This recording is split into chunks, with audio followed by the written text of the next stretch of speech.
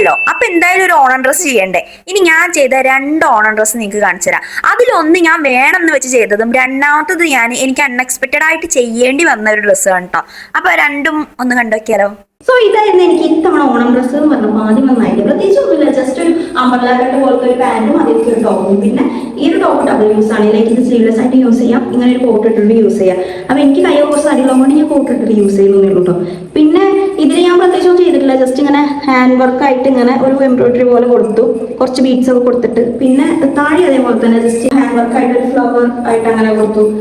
പിന്നെ സൈഡിൽ ഇങ്ങനെ ടൈ ചെയ്യുന്ന വിധത്തിലാണ് കേട്ടോ ഇതിന്റെ ഒരു വരുന്ന സൈഡ് ക്ലോസ് ചെയ്യുന്നതല്ല, ടൈ ചെയ്യുന്ന വിധത്തിലൊരു സംഭവമാണ് ചെയ്തിട്ടുള്ളത്. ഇനി ഫസ്റ്റ് ഞാൻ ചെയ്യാൻ വിചാരിച്ചിട്ടുള്ള ഒരു പാൻസ് ഇങ്ങനെ അല്ലായിരുന്നു എന്റെ ഏരിയയിൽ ഇതൊരു എന്താ വൈറ്റില് ജസ്റ്റ് ഇങ്ങനെ കസവിന്റെ കോൺ കൊടുക്കുന്നത് ഇങ്ങനെയായിരുന്നു എന്റെ ഐഡിയ.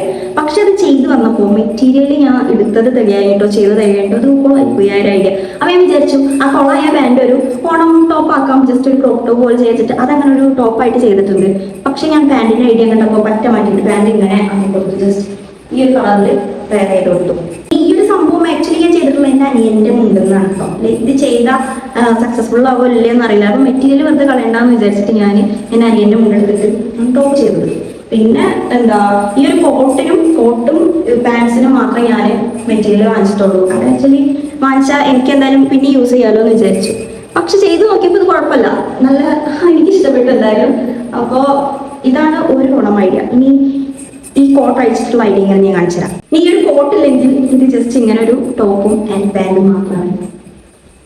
എനിക്ക് ആക്ച്വലി ഇങ്ങനെ ഇത് ഭയങ്കര ഇഷ്ടമായി. പക്ഷെ ഞാൻ പറഞ്ഞ എൻ്റെ കൈ കുറച്ച് തടി കൂടുതലായതുകൊണ്ട് എനിക്ക് എന്തോ പോലെയാണ് ഇടാൻ. അപ്പൊ ഞാൻ കോട്ട് വെച്ചിട്ട് ഇടാന്ന് വിചാരിച്ചു. പക്ഷെ എനിക്ക് ഇങ്ങനെയാണ് സംഭവത്തിൽ എനിക്ക് ഇഷ്ടമായത്. ഇത് അത്യാവശ്യം അതായത് കുറെ ഓവറായിട്ട് ഒന്നും ചെയ്ത പോലെ ജസ്റ്റ് ഒരു ടോപ്പ് ആൻഡ് ചെയ്തിട്ട പോലെ ഉള്ളൂ. അതുകൊണ്ട് ഇത് എനിക്ക് ഇഷ്ടമായി.